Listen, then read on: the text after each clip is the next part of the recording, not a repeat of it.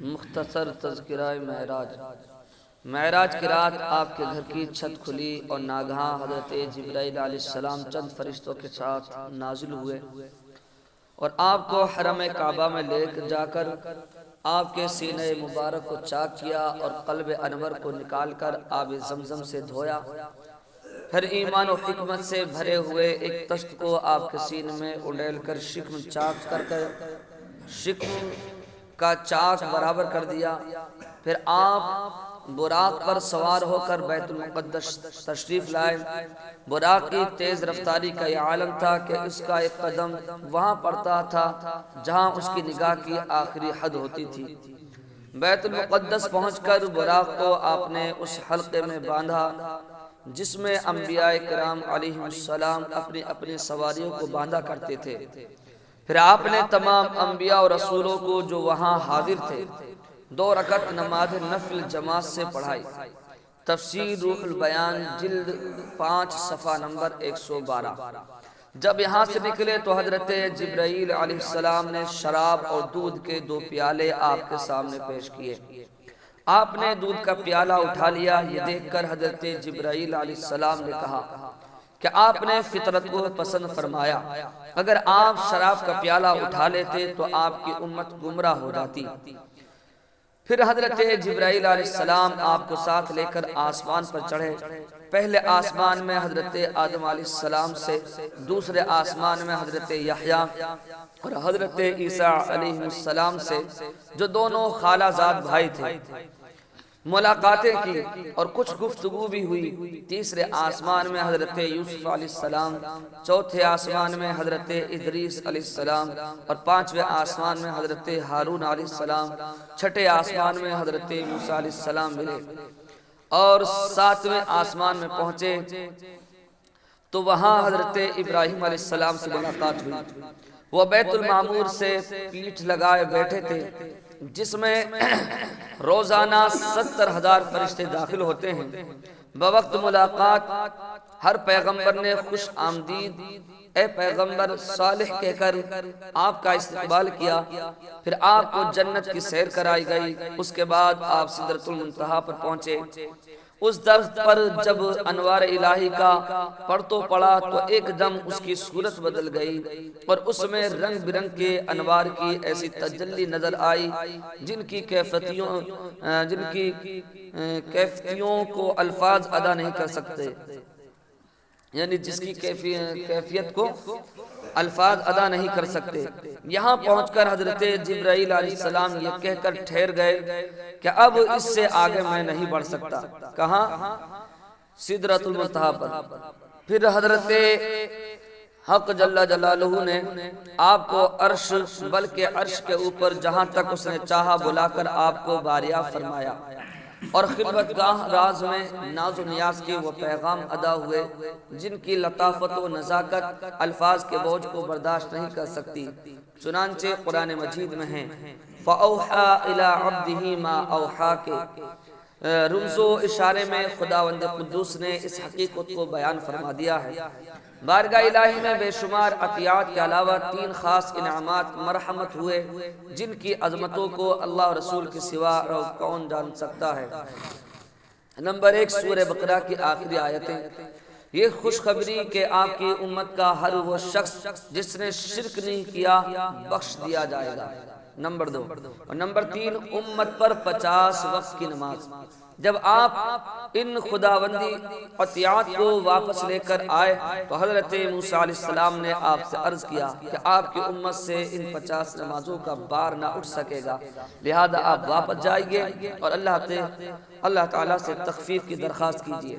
چنانچہ حضرت موسیٰ علیہ السلام کے مشورے سے چند بار آپ بارگاہ الہی میں آتے جاتے اور عرض پرواز ہوتے رہے، یہاں تک کہ صرف 5 وقت کی نمازیں رہ گئیں اور اللہ تعالیٰ نے اپنے حبیب صلی اللہ علیہ وسلم سے فرمایا میرا قول بدل نہیں سکتا، میرا قول بدل نہیں سکتا، اے محبوب آپ کی امت کے لیے یہ 5 نمازیں بھی 50 ہوں گی، یعنی پڑھیں گے تو 5 لیکن ثواب 50 کا ملے گا۔ نمازیں تو 5 ہوں گی مگر آپ کی امت کو ان 5 نمازوں پر 50 نمازوں کا اجر و ثواب عطا کروں گا۔ سبحان اللہ۔ پھر آپ عالم ملکوت کی اچھی طرح سیر فرما کر اور آیات الہیہ کا معائنہ و مشاہدہ فرما کر آسمان سے زمین پر تشریف لائے اور بیت المقدس میں داخل ہوئے۔ اب براق پر سوار ہو کر مکہ مکرمہ کے لیے روانہ ہوئے۔ راستے میں آپ نے بیت المقدس سے مکہ تک کی تمام منزلوں اور قریش کے قافلے کو بھی دیکھا۔ ان تمام مراحل کے طے ہونے کے بعد آپ مسجد حرام میں پہنچ کر چونکہ ابھی رات کا کافی حصہ باقی تھا سو گئے تو صبح کو بیدار ہوئے، اور جب رات کے واقعات کا آپ نے قریش کے سامنے تذکرہ فرمایا تو رؤسائے قریش کو سخت تعجب ہوا، یہاں تک کہ بعض کو تو رباتنوں نے آپ کو جھوٹا کہا اور بعض نے مختلف سوالات کیے، کیونکہ اکثر رؤسائے قریش نے بار بار بیت المقدس کو دیکھا تھا اور وہ یہ بھی جانتے تھے کہ حضور صلی اللہ علیہ وسلم کبھی بھی بیت المقدس نہیں گئے ہیں، اس لیے امتحان کے طور پر ان لوگوں نے آپ سے بیت المقدس کے در و دیوار اور اس کے محراب وغیرہ کے بارے میں سوالوں کی بوچھار کر دی۔ اس وقت اللہ تعالیٰ نے فوراً ہی آپ کی نگاہ نبوت کے سامنے بیت المقدس کی پوری عمارت کا نقشہ پیش فرما دیا، چنانچہ کفار قریش آپ سے سوالات کرتے جاتے تھے اور آپ عمارت کو دیکھ دیکھ کر ان کے سوالوں کا ٹھیک ٹھیک جواب دیتے جاتے تھے۔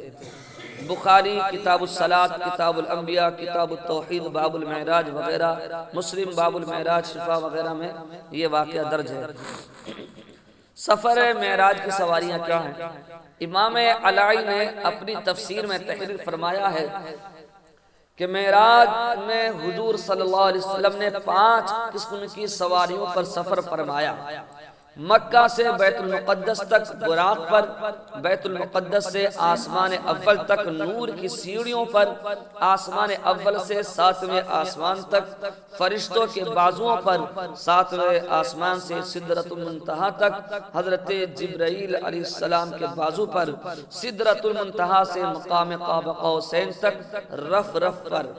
تفسیر روح المعانی جلد 15 صفحہ نمبر 10۔ سفر معراج کی منزلیں: بیت المقدس سے مقام قاب قوسین تک پہنچنے میں آپ نے 10 منزلوں پر قیام فرمایا اور ہر منزل پر کچھ گفتگو ہوئی اور بہت سی خداوندی نشانیوں کو ملاحظہ فرمایا۔ آسمان اول نمبر 1، دوسرا آسمان، تیسرا آسمان، چوتھا آسمان، 5واں آسمان، چھٹا آسمان، 7واں آسمان، سدرۃ المنتہا مقام مستوی جہاں آپ نے قلم قدرت کے چلنے کی آوازیں سنی، اور 10ویں نمبر پر ہے عرش آدم۔ یہ بھی تفسیر روح المعانی پر لکھا ہے۔ بادل کٹ گیا، لکھتے ہیں کہ حضرت انس بن مالک رضی اللہ تعالی عنہ کا بیان ہے کہ عرب میں نہایت ہی سخت قسم کا قحط پڑا ہوا تھا۔ اس وقت جب آپ خطبہ کے لیے منبر پر چڑھے تو ایک اعرابی نے کھڑے ہو کر فریاد کی کہ یا رسول اللہ صلی اللہ علیہ وسلم، بارش نہ ہونے سے جانور ہلاک اور بال بچے بھوک سے تباہ ہو رہے ہیں، لہذا آپ دعا فرمائیے۔ اس وقت آسمان میں کہیں بدلی کا نام و نشان نہیں تھا، مگر جو ہی رسول اللہ صلی اللہ علیہ وسلم نے اپنے دست مبارک اٹھایا، ہر طرف سے پہاڑوں کی طرح بادل آ کر چھا گئے، اور ابھی آپ منبر پر سے اترے بھی نہ تھے کہ بارش کے قطرات آپ کی نورانی داڑھی پر ٹپکنے لگے، اور 8 دن تک مسلسل موسلا دھار بارش ہوتی رہی، یہاں تک کہ جب دوسرے جمعہ کو آپ نے خطبے کے لیے منبر پر رونق افروز ہوئے تو وہی اعرابی یا کوئی دوسرا کھڑا ہو گیا اور بلند آواز سے فریاد کرنے لگا یا رسول اللہ، مکانات منہدم ہو گئے اور مال مویشی غرق ہو گئے، لہذا دعا فرمایا کہ بارش بند ہو جائے۔ یہ سن کر پھر آپ نے اپنے مقدس ہاتھ اٹھایا اور یہ دعا فرمائی اللہم حوالینا ولا علینا، اے اللہ ہمارے ارد گرد بارش ہو اور ہم پر نہ بارش ہو۔ پھر آپ نے بدلی کی طرف اپنے دست مبارک سے اشارہ فرمایا تو مدینے کے ارد گرد سے بادل کٹ کر چھٹ گیا اور مدینہ اور اس کے اطراف میں بارش بند ہو گئی۔ یہ بخاری جلد اول صفحہ نمبر 127 باب الاستسقاء فی الجمعہ میں یہ واقعہ درج ہے۔ تو ان واقعات سے یہ پتہ بھی چلتا ہے کہ حضور کی حکمرانی صرف زمین ہی پر نہیں بلکہ آسمانوں پر بھی چلتی ہے۔ حضور اکرم صلی اللہ علیہ وسلم کے آسمانی معجزات میں سے معراج کا واقعہ بھی بہت زیادہ اہمیت کا حامل ہے، اور ہماری مادی دنیا سے بالکل ہی ماورا اور عقل انسانی کے قیاس و گمان کی سرحدوں سے بہت زیادہ بالاتر ہے۔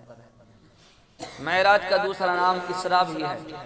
اسراء کے معنی رات کو چلانا یا رات کو لے جانا۔ چونکہ حضور اکرم صلی اللہ علیہ وسلم کے واقعہ معراج کو خداوند عالم نے قرآن مجید میں سبحان الذی اسریٰ بعبدہ لیلا کے الفاظ سے بیان فرمایا ہے، اس لیے معراج کا نام اسریٰ پڑ گیا۔ اور چونکہ حدیثوں میں معراج کا واقعہ بیان فرماتے ہوئے حضور صلی اللہ علیہ وسلم نے عرج بہ، مجھ کو اوپر چڑھایا گیا کا لفظ ارشاد فرمایا، اس لیے اس واقعے کا نام معراج پڑ گیا۔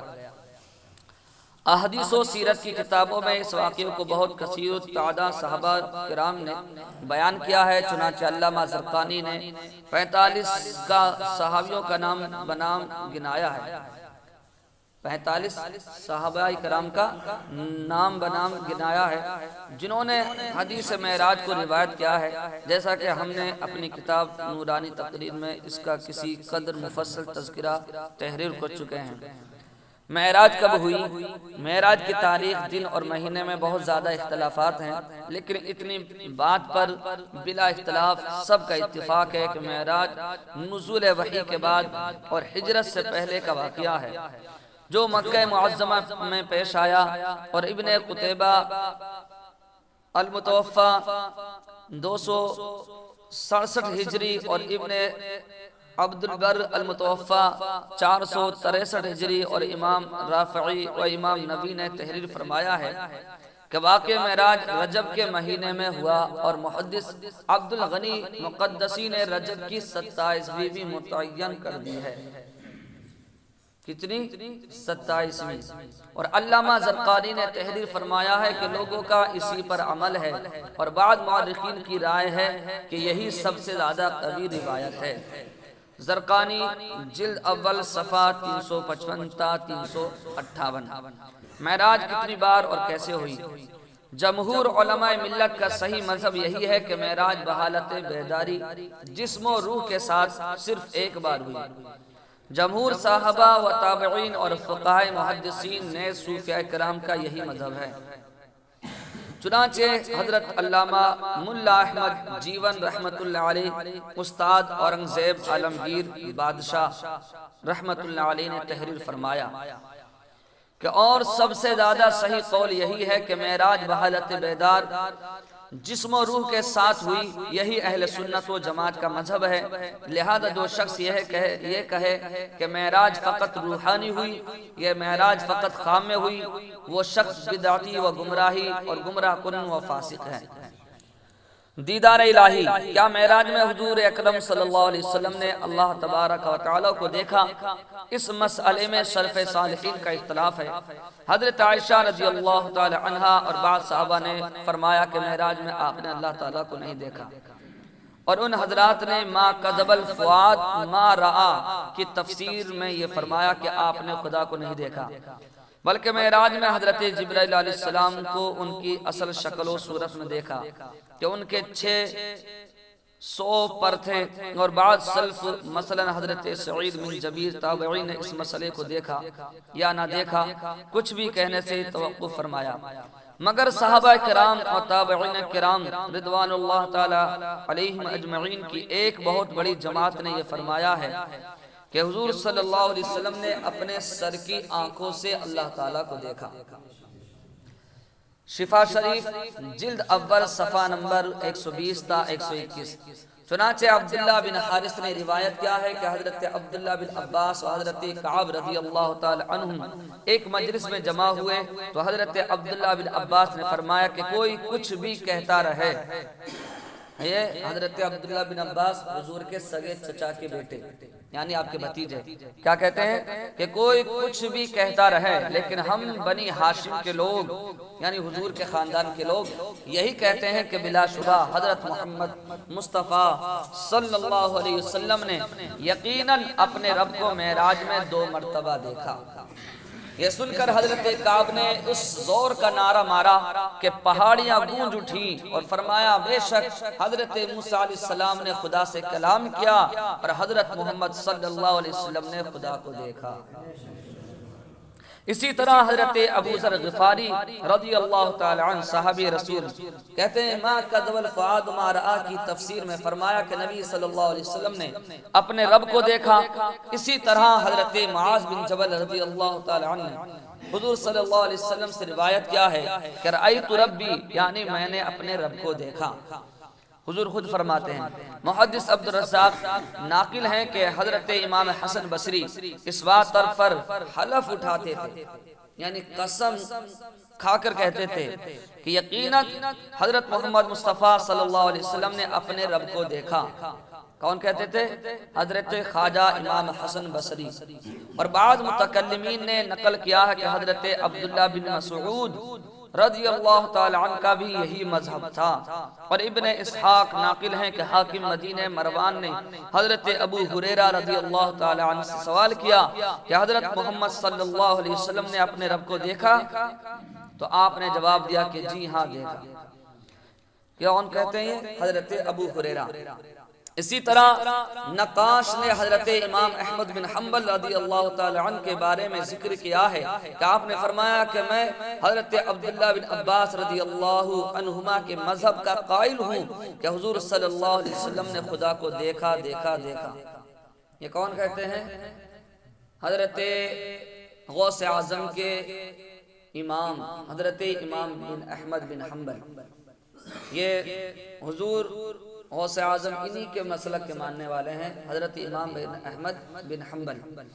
یہ کہتے ہیں کہ میں حضرت عبداللہ بن عباس حضور کے بھتیجے، حضور کے سگے چچا کے بیٹے، ان کے مذہب کا قائل ہوں، اور فرماتے ہیں کہ میں کہتا ہوں کہ حضور نے رب کو دیکھا دیکھا دیکھا، اتنی دیر تک وہ دیکھا، کہتے رہے کہ ان کی سانس ٹوٹ گئی، یعنی جب تک یہ سانس نہیں ٹوٹی جب تک آپ کہتے رہے۔ یہ ہیں حضرت امام احمد بن حنبل۔ سبحان اللہ۔ شفا شریف میں یہ لکھا ہوا ہے، جلد اول صفحہ 119 تا 120۔ صحیح بخاری میں حضرت انس رضی اللہ تعالی عنہ سے شریک بن عبداللہ نے جو معراج کی روایت کی ہے اس کے آخر میں ہے، ترجمہ ہے، حضور صلی اللہ علیہ وسلم سدرۃ المنتہا پر تشریف لائے اور عزت والا جبار اللہ تعالیٰ یہاں تک کہ قریب ہوا اور نزدیک آیا کہ 2 کمانوں یا اس سے بھی کم کا فاصلہ رہ گیا۔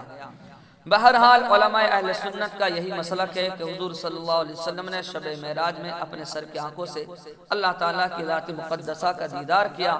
اس معاملے میں روایت کے علاوہ ایک روایت بھی خاص طور پر قابل توجہ ہے، اور وہ یہ ہے کہ اپنے محبوب صلی اللہ علیہ وسلم کو اللہ تعالیٰ نے انتہائی شوکت و شان اور آن بان کے ساتھ اپنا مہمان بنا کر عرش اعظم پر بلایا اور خلوت گاہ راز میں فَأَوْحَا إِلَىٰ عَبْدِهِ مَا أَوْحَا کے ناز و نیاز کے کلاموں سے سرفراز بھی فرمایا، مگر ان بے پناہ عنایتوں کے باوجود اپنے حبیب کو اپنا دیدار نہیں دکھایا اور حجاب فرمایا۔